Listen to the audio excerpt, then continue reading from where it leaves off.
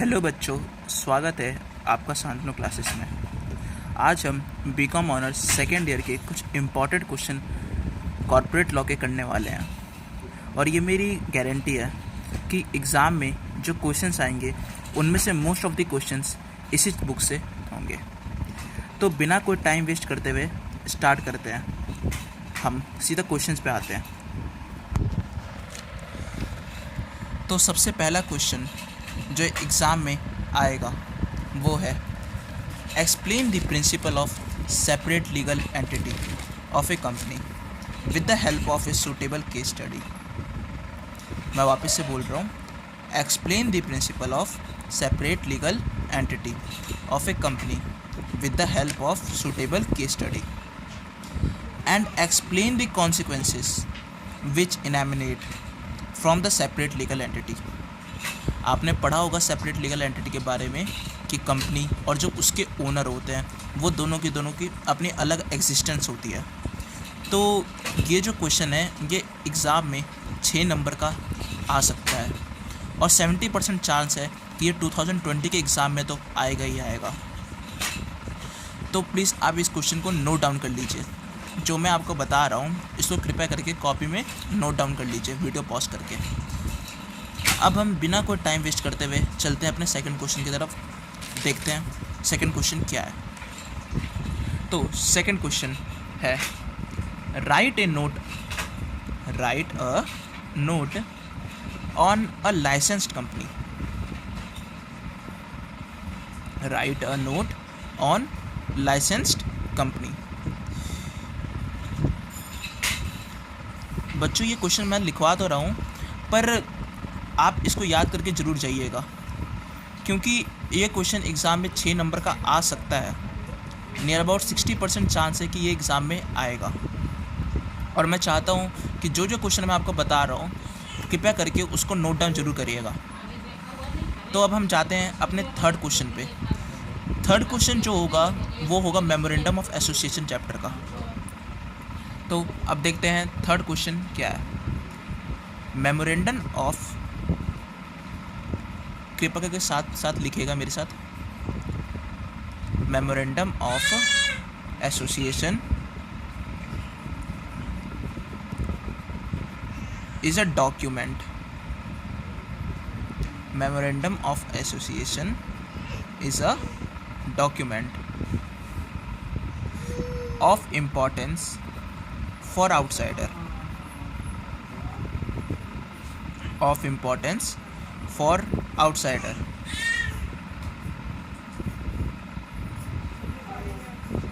while article of association, साथ में लिखेगा while article of association, while article of association are for internal regulation.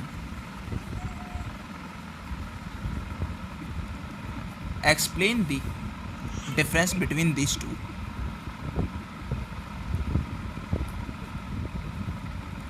जैसा कि आपने इससे पहले अपने 12th क्लास में या फिर 11th क्लास में पढ़ा होगा मेमोरेंडम ऑफ एसोसिएशन के बारे में और आर्टिकल ऑफ एसोसिएशन के बारे में, और हम सब जानते हैं कि मेमोरेंडम ऑफ एसोसिएशन और आर्टिकल ऑफ एसोसिएशन एक बहुत ही इम्पॉर्टेंट वो है टॉपिक है। मेमोरेंडम ऑफ एसोसिएशन में आप जानते हैं कि इसके अंदर बहुत सारे क्लॉसेस होते हैं। कंपनी के नेम डिसाइड करा जाता है, उसके बाद फिर कंपनी के ऑब्जेक्ट क्लॉज डिसाइड करी जाती है, बहुत सारी चीज़ें हैं। और अगर आपको इसको मेरे बारे में मतलब इस चीज़ के बारे में अगर जानना होगा तो कृपया करके कमेंट ज़रूर कीजिएगा। मेमोरेंडम ऑफ एसोसिएशन और आर्टिकल ऑफ एसोसिएशन के बारे में कृपया करके आप एक बार अलग से मेरी डिटेल वीडियो ज़रूर देखिएगा, वो आपको कुछ दिन में मिल जाएगी। तो हम बिना कुछ टाइम वेस्ट करते हुए चलते हैं अपने चौथे क्वेश्चन की तरफ, क्वेश्चन नंबर 4 की तरफ। Define pre incorporation, define pre incorporation contract.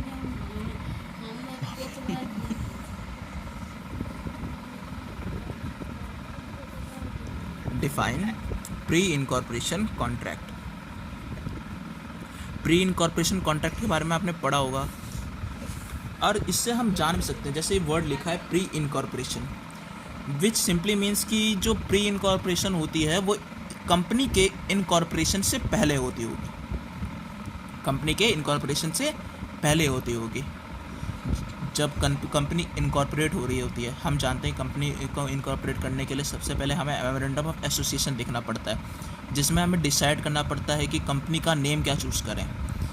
और कंपनी का नेम चूज़ करने में भी बहुत सारी प्रॉब्लम होती है। कंपनी के जो नेम होने चाहिए वो किसी भी अदर कंपनी से सेम नहीं होने चाहिए। तो प्री इनकॉर्पोरेशन एक बहुत ही इम्पॉर्टेंट टॉपिक है। सॉरी बच्चों, थोड़ा पेज हिल रहा है, एक्चुअली फ़ैन चल रहा है, गर्मी का मौसम है इसलिए प्रॉब्लम आ रही है। चलो अब हम आगे जाते हैं। ये क्वेश्चन अभी कंप्लीट नहीं हुआ, इसके आगे देखिए आगे क्या है। Define pre incorporation contract.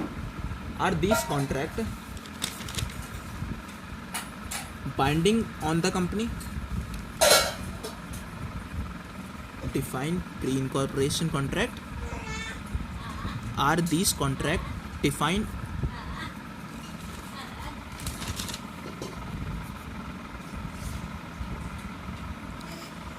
are these contract binding, sorry define गलती से बोल रहा है, are these contract binding on a company?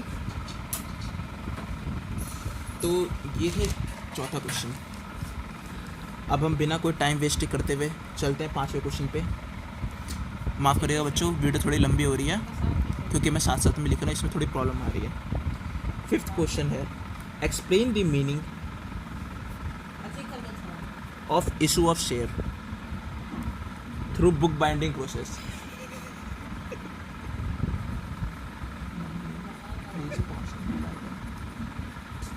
Explain the meaning of the issue of share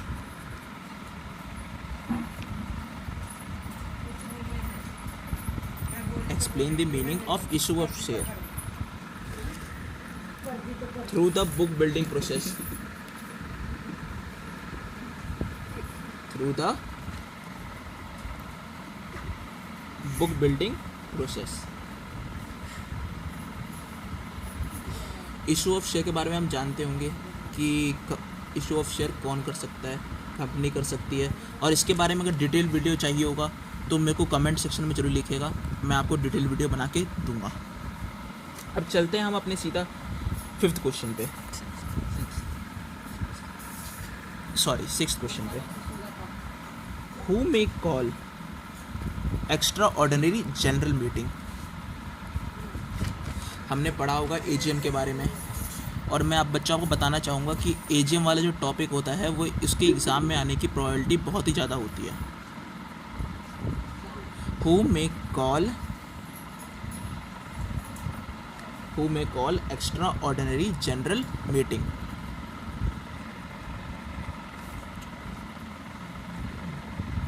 Who may call extraordinary general meeting? और अब चलते हैं अपने अगले क्वेश्चन पे, क्वेश्चन नंबर 7 पे। बच्चों जो आपको टॉपिक के बारे में आंसर चाहिए होगा उसको आप कमेंट सेक्शन में लिख सकते हैं, मैं आपको ज़रूर इसके बारे में बना के दूंगा आपको वीडियो। अब हम पढ़ेंगे इंटीरियम डिविडेंड के बारे में। अगला क्वेश्चन इंटीरियम डिविडेंड से। इंटीरियम dividend is treated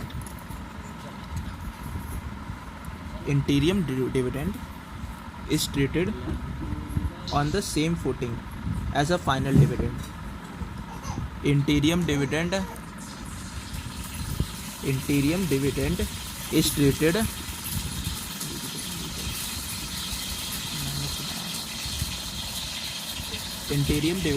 treated on the same footing as a final dividend. Explain the validity of other statement.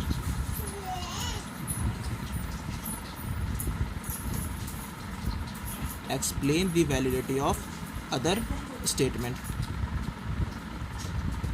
बच्चों जिन्होंने अभी तक बुक छुआ नहीं था, हम जानते हैं कि एग्ज़ाम आने में कुछ ही महीने बाकी हैं, नियर अबाउट 1 मंथ ज़्यादा होगा।